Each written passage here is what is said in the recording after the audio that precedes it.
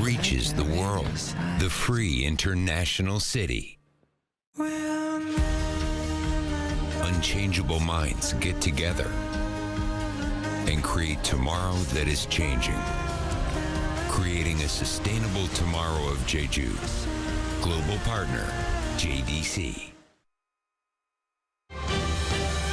Coming up on Arirang News.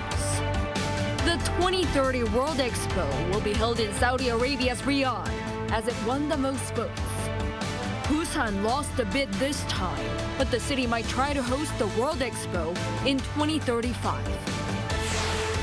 U.S. Department of Defense says there are plenty of images of the White House and the Pentagon online, doubting North Korea's claim that its military spy satellite photographed key U.S. government and military facilities. The OECD expects a slowdown in growth for the global economy, predicting it to ease to 2.7% in 2024 from 2.9% this year. But it says South Korea's economy is likely to expand by 2.3% next year, an upward revision led by recovery in the country's exports and China's economy.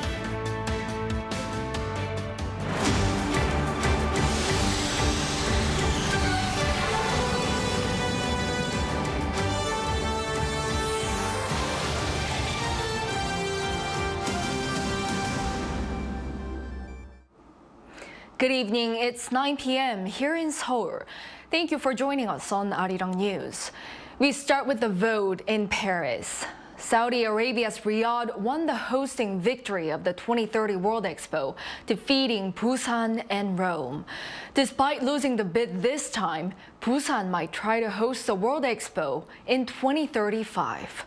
Kim Jong-sil has our top story. Saudi Arabia's capital city Riyadh will host the 2030 World Expo. Riyadh won 119 votes in the first round of voting against Busan's 29 votes and 17 votes for Rome. With the Saudi capital claiming more than two-thirds of the votes from the 165 participating countries, the host was decided without the need for a runoff vote. The South Korean government solemnly accepted the result in the crushing defeat. I sincerely apologize for not being able to return the support people have given us, and I feel a heavy sense of responsibility. The Prime Minister added he will further develop the diplomatic assets gained from visiting more than 180 countries as part of the campaign to host a global mega event in South Korea's second-largest city of Busan. Representatives from the southern city were disappointed at the result, but said the city would actively consider making a bid for the World Expo event in 2035. Pundits had said Busan's bid was already a long shot, considering Riyadh had begun a substantial marketing campaign a year ahead of South Korea, with Busan only joining the campaign in the summer of last year. Experts from Busan's campaign said the astronomical amount of capital available to Saudi enabled its delegation to offer direct and immediate aid solutions to voter countries, which might have helped the result. Even though South Korea tasted the bitterness of defeat, experts added the 17-month-long international bidding process would give know-how and create opportunities for future market development. The World Expo can take place for up to 6 months and has a legacy of creating economic benefits and jobs, with tens of millions of visitors from all around the world attending.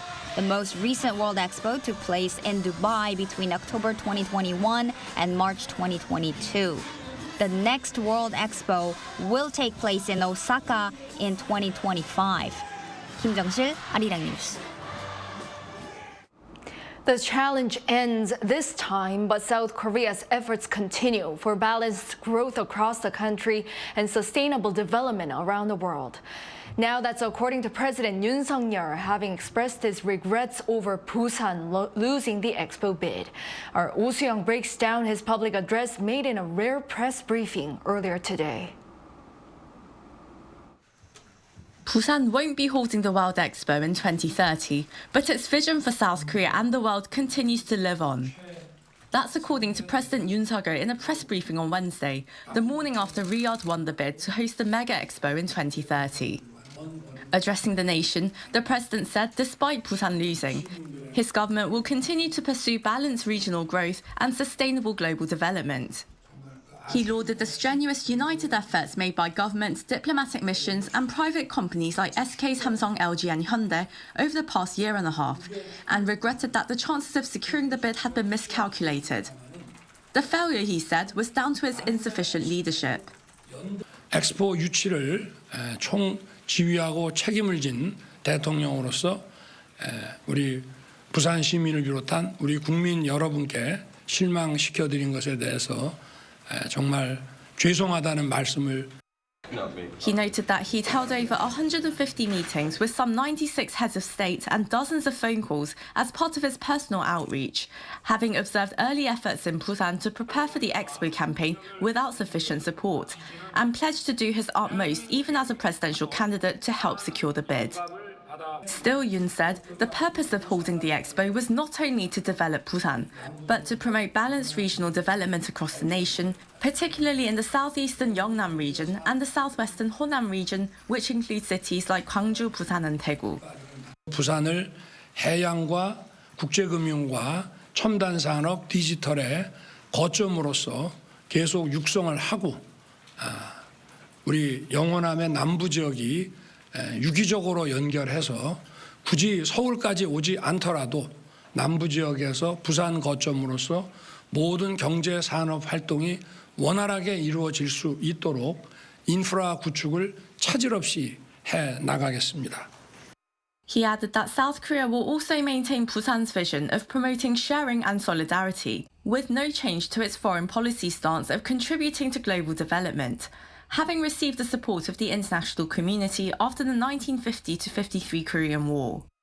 The president further congratulated Saudi Arabia for winning the bid, calling it a key partner country to South Korea, and pledged to provide sufficient support to hold a successful World Expo in 2030. Oh Soo-young, Arirang News.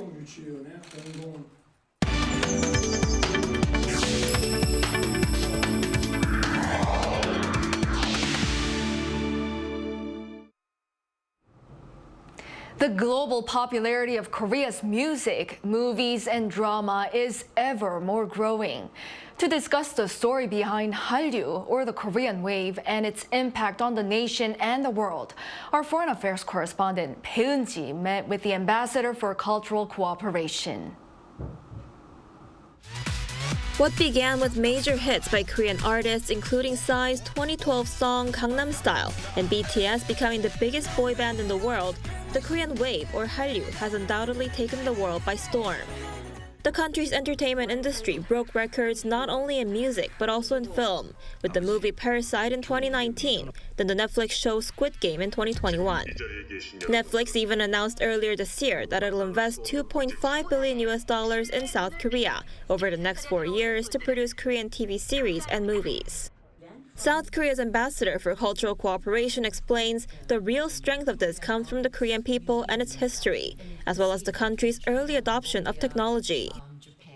The history that they went through, the cultural adaptations they made, and the way that they were able to express themselves through song and dance. And I think that with a combination of IT and the YouTube and social media and the connection with their fans overseas has really sort of allowed the Korean wave to be so strong. Mm-hmm. As for its impact, she says South Korea has definitely, to a certain extent, been able to gain soft power, or the ability to be able to influence others through attraction rather than coercion or force. But it's very difficult to measure soft power because it is a soft power. It's not in a matter of dollar signs or the amount of tanks or military, artillery that you have. So it is a difficult power to measure. It is difficult to know how much of an effect it had. But I do think that Korea has soft power. The Yoon administration has been seeking to expand South Korea's global presence with the concept of a global pivotal state as its foreign policy vision, highlighting its commitment to play a more active role in tackling regional and global challenges. Son says this idea of fulfilling its role in the global community will allow Korean culture to continue to dominate. I think Korea, in terms of giving back to the world, to being a part of decision-making that leads to a better world. Those kind of activities by the Korean government is what will allow Korean culture to be sustainable. She also says there are many areas in which Korean culture is becoming popular, including food, fashion, and language. I mean, it is sort of swerving and it's bubbling under the surface in so many different areas that I think it's just exciting to think about where the next big wave will come from. 배은지, 아리랑 뉴스.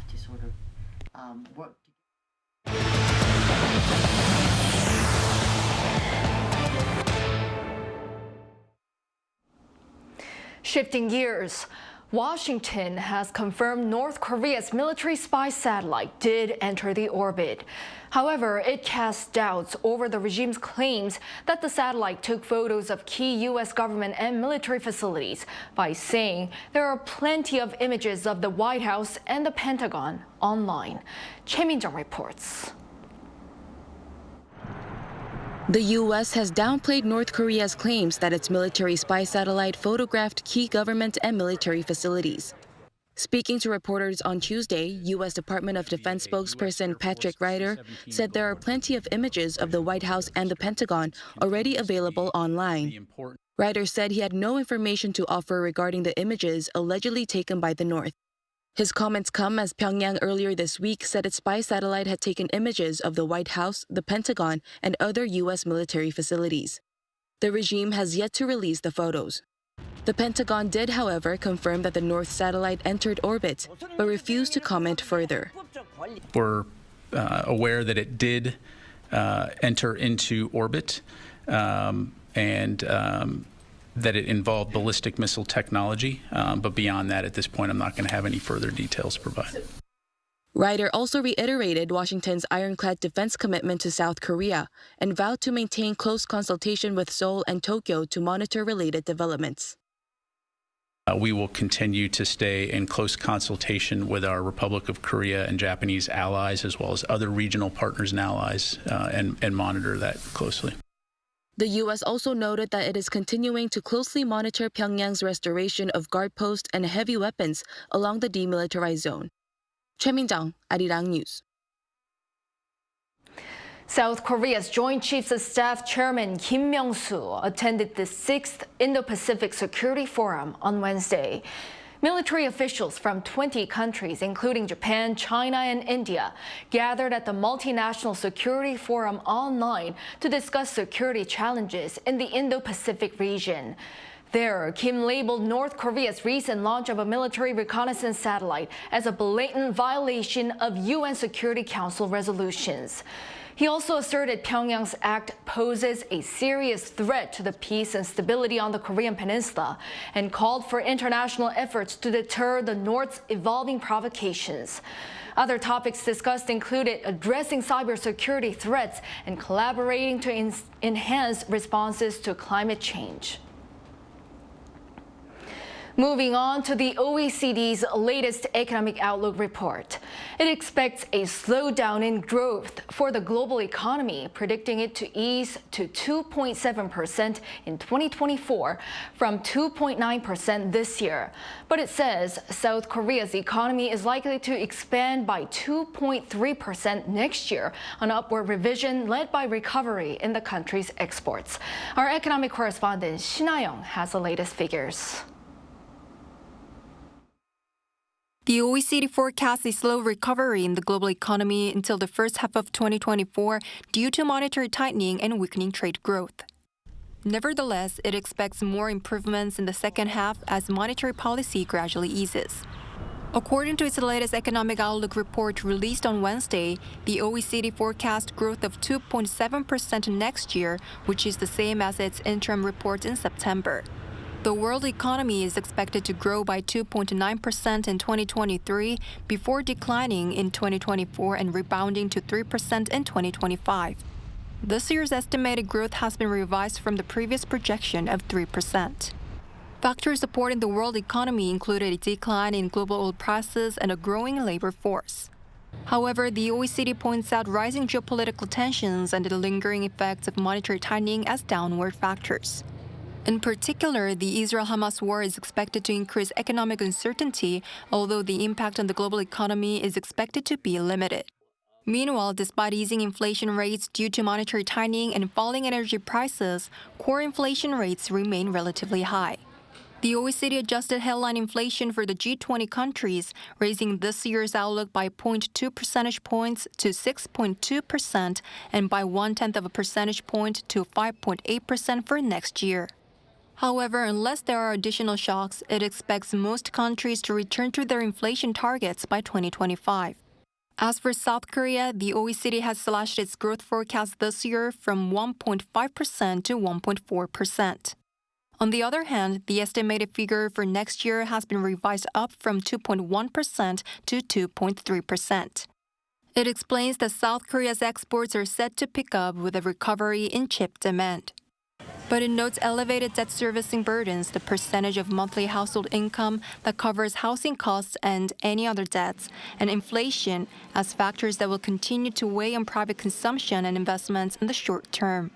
For South Korea's inflation, it has raised the estimates for this year to 3.6% and 2.7% for next year. The OECD mentioned that due to rapid population aging, spending pressures are set to increase by 5% of the GDP by 2040, adding fiscal consolidation as a key to meet this challenge. 신하영, Arirang News. South Korea saw a surge in foreign visitors last month, reaching the highest number so far this year. According to the Korea Tourism Organization on Wednesday, over 1.2 million people visited South Korea in October, marking a year-on-year increase of nearly 160%. This is the fourth straight month that the country has surpassed 1 million visitors. The cumulative number from January to October has exceeded 8.8 million.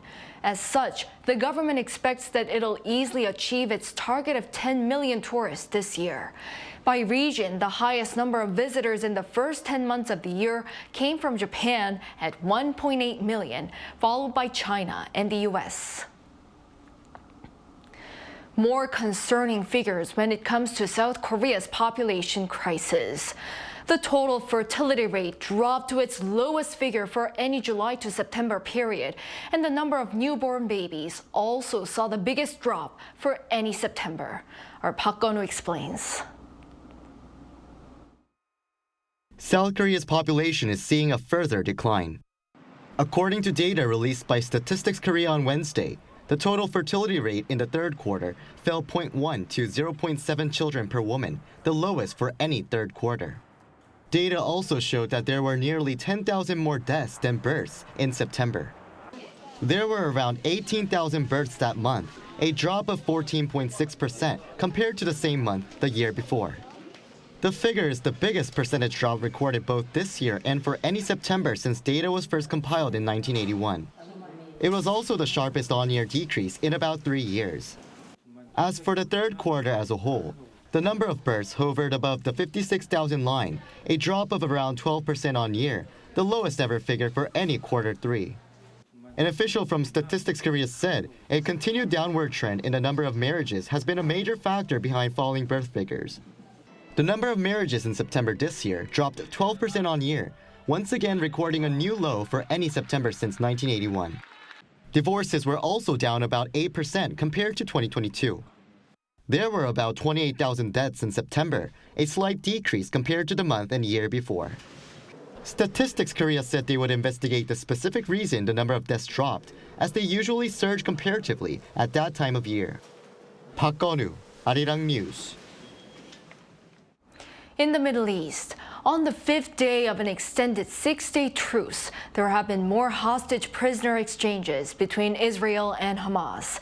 And there's talk about the possibility of yet another extension in ceasefire. Our Yi Seung-jae has the latest. On the first day of the 2-day extended ceasefire on Tuesday, Hamas released 12 more hostages, including 10 Israelis and 2 Thai nationals. According to the International Committee of the Red Cross, it successfully facilitated the release and transfer of 12 hostages out of Gaza via the Rafah crossing with Egypt. In exchange, 30 Palestinians were released from Israeli prisons, including 15 women and 15 minors. According to Israeli media outlets including Haaretz and the Times of Israel on Tuesday, Israel and Hamas could potentially agree to extend the ceasefire by a further 2 days to December 2nd. The reports indicate that the two sides could agree to an extension under the same conditions as the existing deal. Israeli authorities have not confirmed the report, but said that they're reviewing the matter.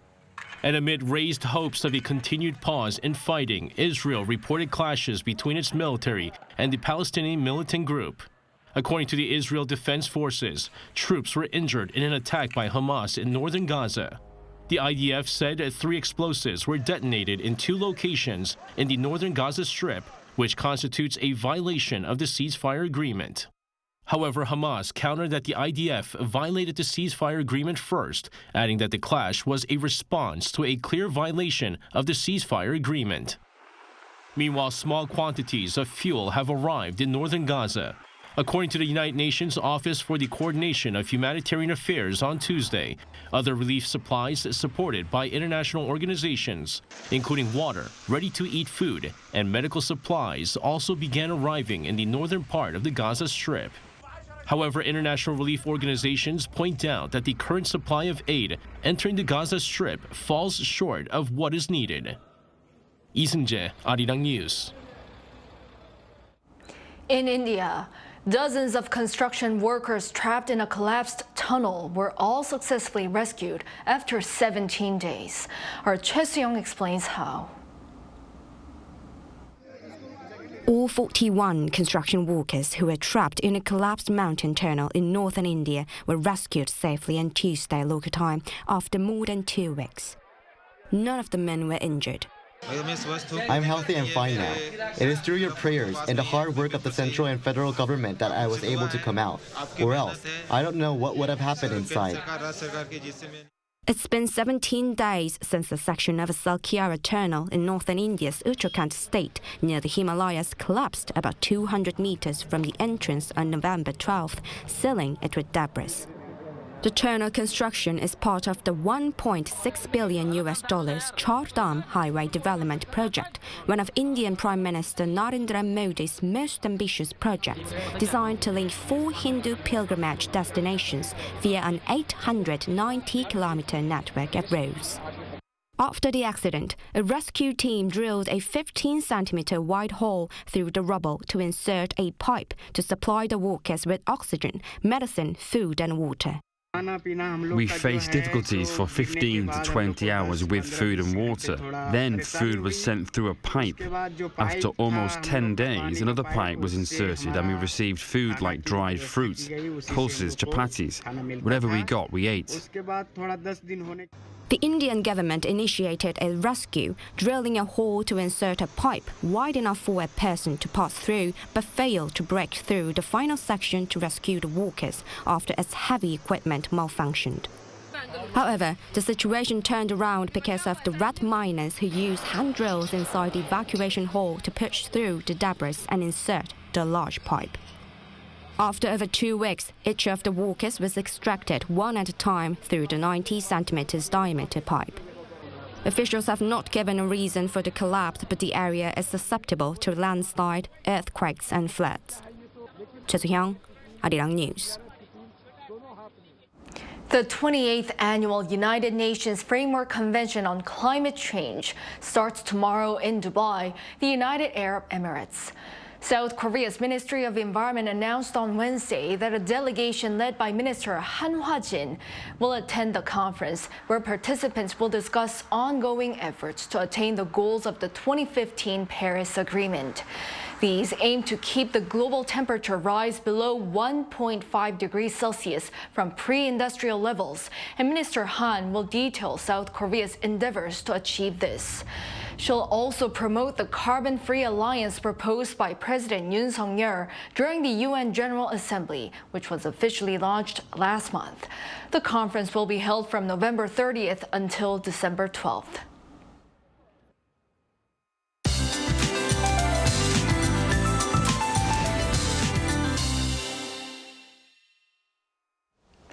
As the temperatures are expected to drop heavily overnight, the cold wave warning has been further expanded to Gyeonggi-do, Gangwon-do, and Gyeongsang-do provinces.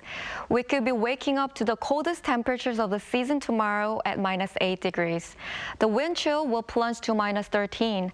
Hats, gloves, scarves, anything that can keep you warm will be essential when heading out tomorrow morning. Snow is still in the forecast, concentrating around the west coast. Up to 5 centimeters of snow is in the forecast in the mountainous areas of the Jeollado provinces and Jeju Island, and 1 to 3 centimeters in the Chungcheongdo provinces. The snowfall will continue on the west coast until the day after tomorrow. Extra caution is necessary with icy roads. Morning temperatures in the most areas will be in the minus range. Seoul will start off at -8, Daejeon -6 degrees. As for the daily highs, Seoul will get up to 0, Daejeon and Gwangju 3 degrees. Frigid spells will continue to prevail for the remainder of the week, then gradually ease from daytime this Sunday. That's all for Korea. Here are the weather conditions around the world.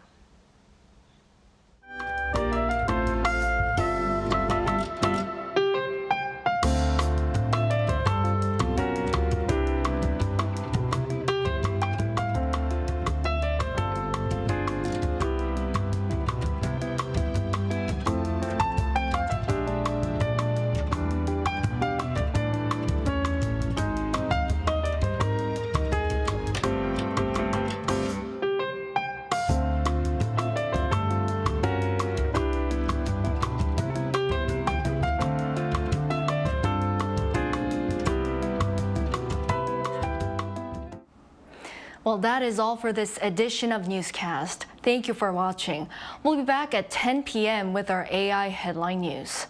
Good night.